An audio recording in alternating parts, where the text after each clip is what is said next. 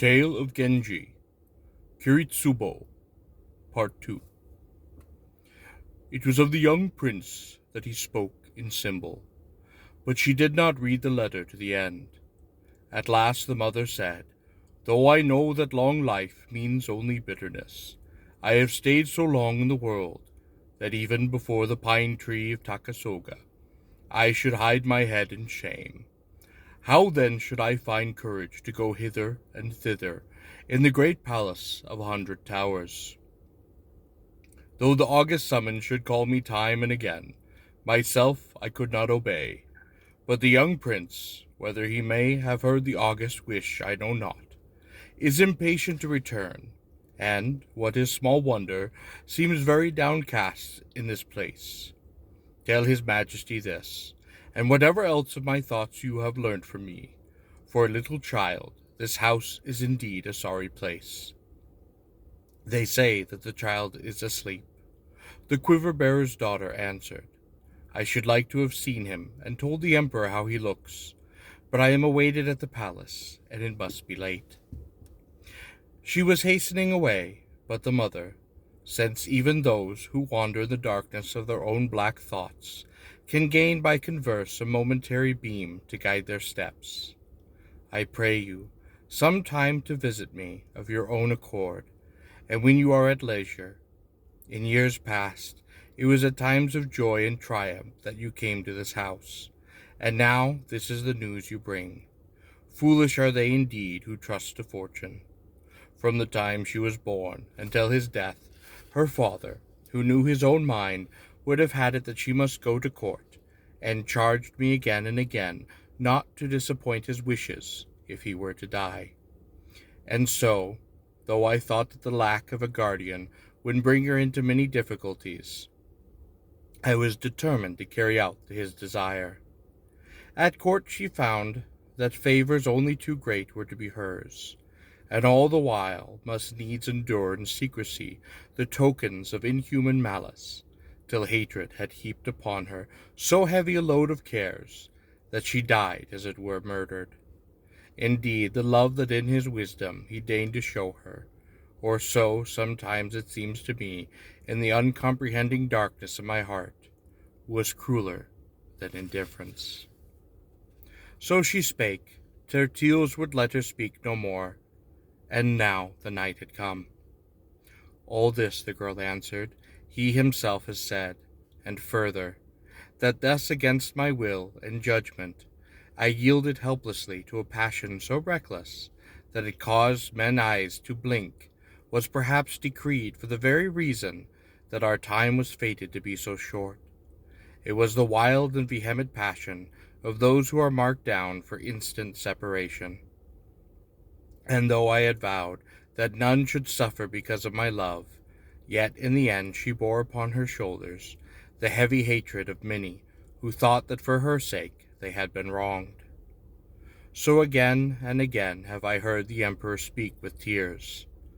But now the night is far spent, and I must carry my message to the palace before day comes." So she, weeping too, spoke as she hurried away.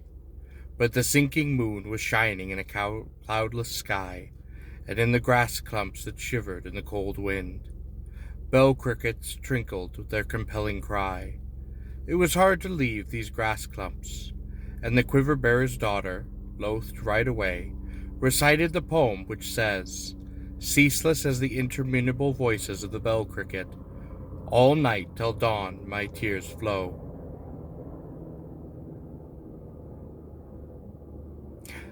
The mother answered, "Upon the thickets that teem with myriad insects, voices falls the dew of a cloud-bearer's tears, for the people of the court are called dwellers above the clouds." Then she gave the messenger a sash, a comb, and other things that the dead lady had left in her keeping, gifts from the emperor which now, since their use was gone, she sent back to him as mementos of the past. The nursemaids who had come with the boy were depressed, not so much at their mistress's death as at being suddenly deprived of the daily sights and sensations of the palace. They begged to go back at once, but the mother was determined not to go herself. knowing that she would cut too forlorn a figure. On the other hand, if she parted with the boy, she would be daily in great anxiety about him. That was why she did not immediately either go with him herself or send him to the palace. The quiver-bearer's daughter found the emperor still awake.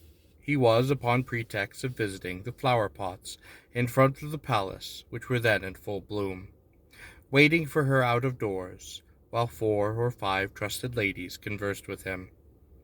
At this time it was his wont to examine morning and evening a picture of the everlasting wrong, the text written by Tiji no In, with poems by Issei and Sukiyaki, both in Yamato speech, and in that of the men beyond the sea. And the story of this poem was the common matter of his talk. Now he turned to the messenger and asked eagerly for all her news, and when she had given him a secret and faithful account of that sad place whence she had come, she handed him the mother's letter. His Majesty's gracious commands I read with reverence deeper than I can express, but their purport has brought great darkness and confusion to my mind. All this, together with a poem in which she compared her grandchild to a flower, which was lost the tree that sheltered it from the great winds, was so wild and so ill-writ as only to be suffered from the hand of one whose sorrow was as yet unhealed. Again the emperor strove for self-possession in the presence of his messenger, but as he pictured to himself the time when the dead lady first came to him, 1,000 memories pressed thick about him, and recollection linked to recollection carried him onward, till he shuddered to think how utterly unmarked, unheeded, all these hours and days had fled. At last he said, I too thought much, and with delight, how with most profit might be fulfilled the wish that her father the counsellor left behind him. But of that no more. If the young prince lives, occasion may yet be found. It is for his long life that we must pray. He looked at the presents she had brought back, and would that like the wizard you had brought a kingfisher hairpin, as token of your visit to the place where her spirit dwells, he cried, and recited out the poem. Oh, for a master of magic, who might go and seek her, and by a message teach me where her spirit dwells. For the picture of Kyufei, skilful though the painter might be, was but the work of a brush, and had no living fragrance. And though the poet tells us that Kyufei's grace was that of the hibiscus of the royal lake, or the willows of the Yiwang palace, the lady in the picture was all paint and powder, and had a simpering, Chinesified air. But when he thought of the lost lady's voice and form, he could neither find in the beauty of flowers, nor in the song of birds, any fit comparison. Continually he pined that fate should not have allowed them to fulfill the vow which morning and evening was ever talked of between them, the vow that their lives should be as the twin birds that share a wing, the twin trees that share a bough, and the rustling of the wind, the chirping of an insect would cast him into the deepest melancholy. And now Kokoden, who had a long while not been admitted to his chamber, must needs to sit in the moonlight making music far on into the night. This evidently distressed him in the highest degree, and those ladies and courtiers who were with him were equally shocked and distressed on his behalf. But the offending lady was one who stood much upon her dignity, and she was determined to behave as though nothing of any consequence had taken place in the palace. And now the moon had set.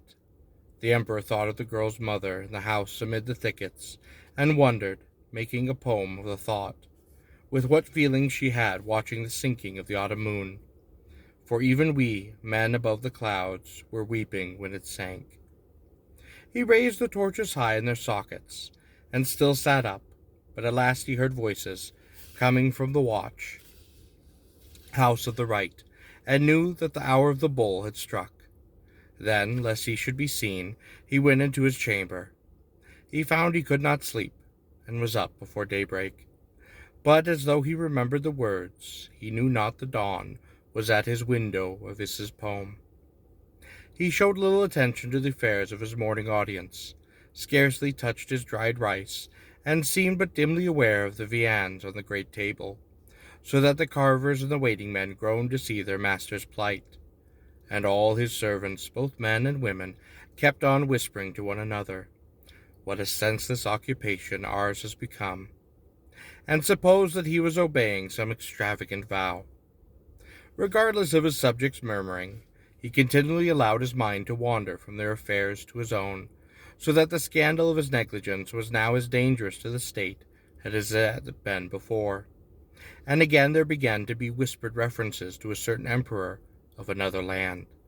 Thus the months and days passed, and in the end the young prince arrived at court. He had grown up to be a child of unravelled beauty, and the emperor was delighted with him. In the spring an heir to the throne was to be proclaimed, and the emperor was sorely tempted to pass over the firstborn in favor of this young child. But there was no one at court to support such a choice, and it was unlikely that it would be tolerated by the people.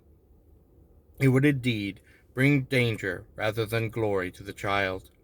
So he carefully concealed from the world that he had any such design, and gained great credit, men saying, "Though he dotes on the boy, there is at least some limit to his folly."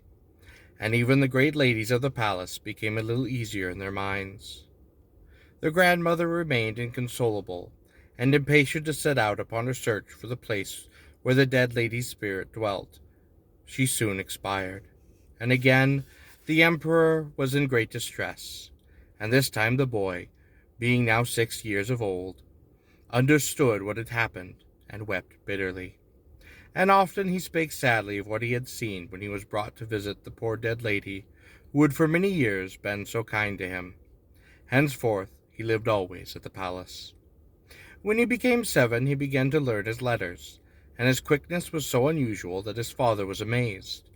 Thinking that now no one would have the heart to be unkind to the child, the emperor began to take him to the apartments of Kokiden and the rest, saying to them, "Now that his mother is dead, I know that you will be nice to him."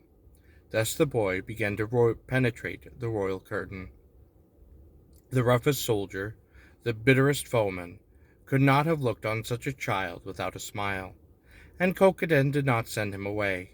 She had 2 daughters, who were indeed not such fine children as this little prince. He also played with the court ladies, who, because he was now very pretty and bashful in his ways, found endless amusement, as indeed did everyone else, in sharing in his games. As for his serious studies, he soon learned to send the sounds of zithron and flute flying gaily to the clouds. But if I were to tell you of all his accomplishments, you would think that he was soon going to become a bore. At this time some Koreans came to court, and among them a fortune-teller. Hearing this, the emperor did not send for them to come to the palace, because of the law against the admission of foreigners, which was made by the Emperor Uda. But in strict secrecy he sent the prince to the strangers' quarters. He went around the escort of the Secretary of the Right, who was to introduce him as his own son, and the fortune-teller was astonished by the boy's lineaments, and expressed his surprise by continually nodding his head.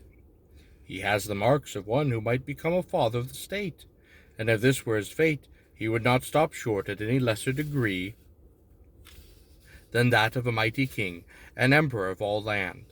But when I look again, I see the confusion and sorrow would attend his reign.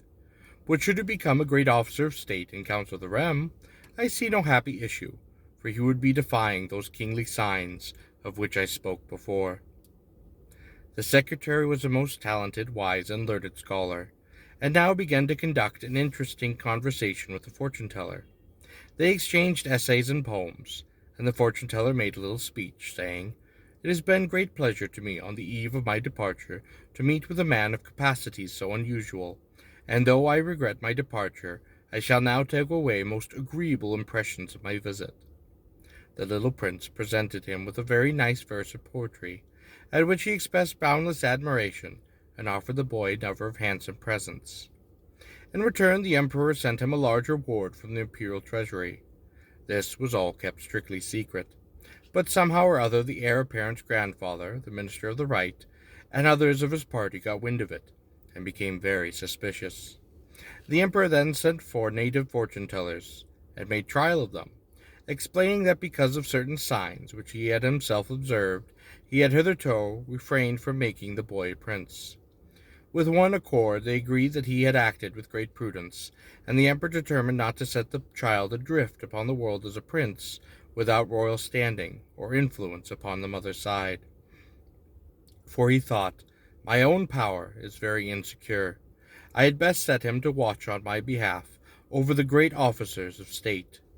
Thinking that he had thus agreeably settled the child's future, he set seriously to work upon his education, and saw to it that he should be made perfect in every branch of art and knowledge. He showed such aptitude in all his studies that it seemed a pity that he should remain a commoner, and as had been decided that he would arouse suspicion if he were made a prince, the emperor consulted with certain doctors while in the lore of the planets and phases of the moon, and they, with one accord, recommended that he should be made a member of the Minamoto or Gen clan.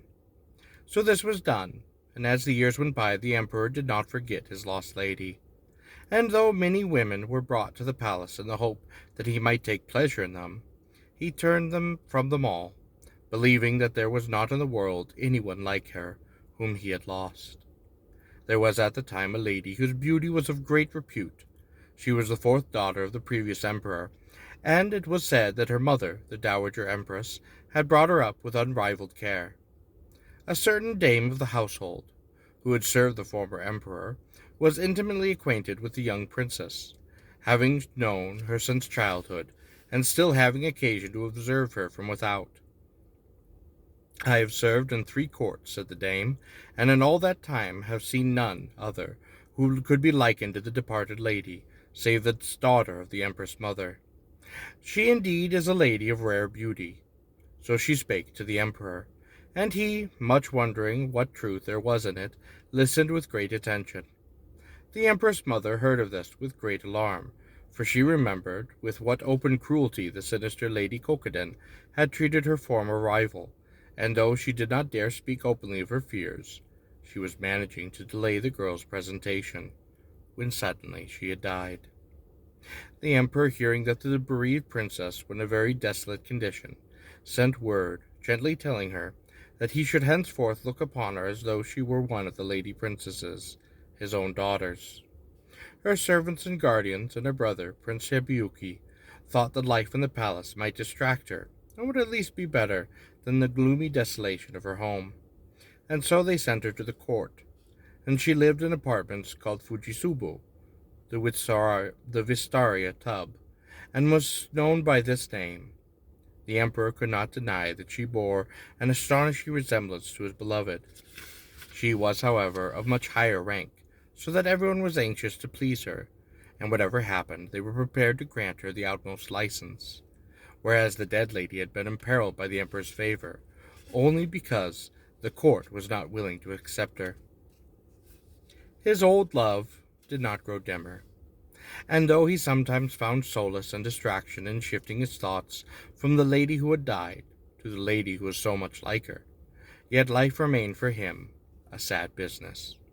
Genji, he of the Minamoto clan, as he was now called, was constantly at the emperor's side. He was soon quite at his ease with the common run of ladies-in-waiting and ladies of the wardrobe, so it was not likely that he would be shy with one who was daily summoned to the emperor's apartments. It was but natural that all these ladies should vie eagerly with one another for the first place in Genji's affection, and there were many whom, in various ways, he admired very much, but none of them behaved in too grown-up a fashion. Only one, the new princess, was pretty and quite young as well, and though she tried to hide from him, it was inevitable that they should often meet. He could not remember his mother, but the dame of the household had told him how very like to her the girl was, and this interested his childish fancy, and he would like to have been her great friend and live with her always. And one day the emperor said to her, "Do not be unkind to him. He is interested because he has heard that you are so like his mother. Do not think him impertinent, but behave nicely to him. You are indeed so like him in look and features that you might well be his mother." And so, young though he was, fleeting beauty took its hold upon his thoughts. He felt his first clear predilection. Kokiden had never loved this lady too well, and now her old enmity to Genji sprang up again. Her own children were reckoned to be of quite uncommon beauty, but this they were no match for Genji, who was so lovely a boy that people called him Hikaru Genji, or Genji the Shining One. And Princess Fujisuba, who also had many admirers, was called Princess Glittering Sunshine. Though it seemed a shame to put so lovely a child into a man's dress, he was now 12 years old, and the time for his initiations has come. The Emperor directed the preparations with tireless zeal, and insisted upon a magnificent beyond that was prescribed. The initiation of the heir apparent, which had last year been celebrated in the Southern Hall, was not a whit more splendid in its preparations. The ordering of the banquets that were to be given in various quarters, and the work of the treasurer and gain attendant he supervised in person, fearing lest the officials should be remiss, and in the end all was perfection. The ceremony took place in the eastern wing of the Emperor's own apartments, and the throne was placed facing towards the east, with the seats of the initiate-to-be and his sponsor, the Minister of the Left, in front. Genji arrived at the hour of the monkey, and he looked very handsome with his long childish locks. With the sponsor, whose duty has been to bind them with the purple fillet, was sorry to think that all this would soon be changed, and even the clerk of the treasury seemed loath to sever those lovely tresses with the ritual knife. The Emperor, as he watched, remembered for a moment what pride the mother would have taken in this ceremony, but soon drove this weak thought from his mind. Duly crowned, Genji went to his chamber and changed into a man's dress, then went down into the courtyard and performed the dance of homage, which he did with such grace that tears stood in every eye. And now the Emperor, whose grief had of late grown somewhat less insistent, was again overwhelmed by his memories of the past. It had been feared that his delicate features would show to less advantage when he had been put aside his childish dress, but on the contrary, he looked more handsome than ever. His sponsor, the Minister of the Left, had an only daughter whose beauty the heir apparent had noticed. But now the father began to think he would not encourage that match, but would offer her to Genji. He sounded the Emperor upon this, and found that he would be very glad to obtain for the boy the advantage of so powerful a collection. When the courtiers assembled to drink the love cup, Genji came and took his place among the other princes. The Minister of the Left came up and whispered something in his ear, but the boy blushed and could think of no reply. A chamberlain now came over to the minister, and brought him a summons to wait upon his Majesty immediately. When he arrived before the throne, a lady of the wardrobe handed to him the great white inner garment and the maid's skirt, which were his ritual due as sponsor to the prince. Then, when he had made him drink out of the royal cup, the Emperor recited a poem in which he prayed that the binding of the purple fillet might symbolize the union of the two houses, and the minister answered him that nothing would ever sever his union save the fading of the purple band. Then he descended the long stairs, and from the courtyard performed the grand obeisance. Here, too, were shown the hours from the royal stables, and the hawks from the royal falconry, that had been decreed as presents for Genji. At the foot of the stairs, the princes and courtiers were lined up to receive their bounties, and gifts of every kind were showered upon them. That day the hampers and fruit baskets were distributed in accordance with the Emperor's directions by the learned secretary of the Right, and boxes of cake and presents lay about so thick that one could scarcely move. Such profusions had not been seen even at the heir apparent's initiation. That night Genji went to the minister's house, where his betrothed was celebrated with great splendor. It was thought that the little prince looked somewhat childish and delicate, but his beauty astonished everyone. Only the bride, who was 4 years older, regarded him as a mere baby, and was rather ashamed of him. The Emperor still demanded Genji's attendance in the palace, so he did not set up a house of his own. In his innermost heart he was always thinking how much nicer she was than anyone else, and only wanted to be with people who were like her. But alas, no one was the least like her. Everyone seemed to make a great deal of fuss about Princess Yule, his betrothed, but he could see nothing nice about her. The girl of the palace now filled all his childish thoughts, and his obsession became a misery to him. Now that he was a man, he could no longer frequent the women's quarters, as he had been wont to do. But sometimes even an entertainment was afoot. He found comfort in hearing her voice dimly blending with the sound of zither or flute, and felt his grown-up existence to be unendurable. After an absence of 5 or 6 days, he would occasionally spend 2 or 3 at his betrothed's house. His father-in-law attributed this negligence to his extreme youth, and was not at all perturbed, and always received him warmly.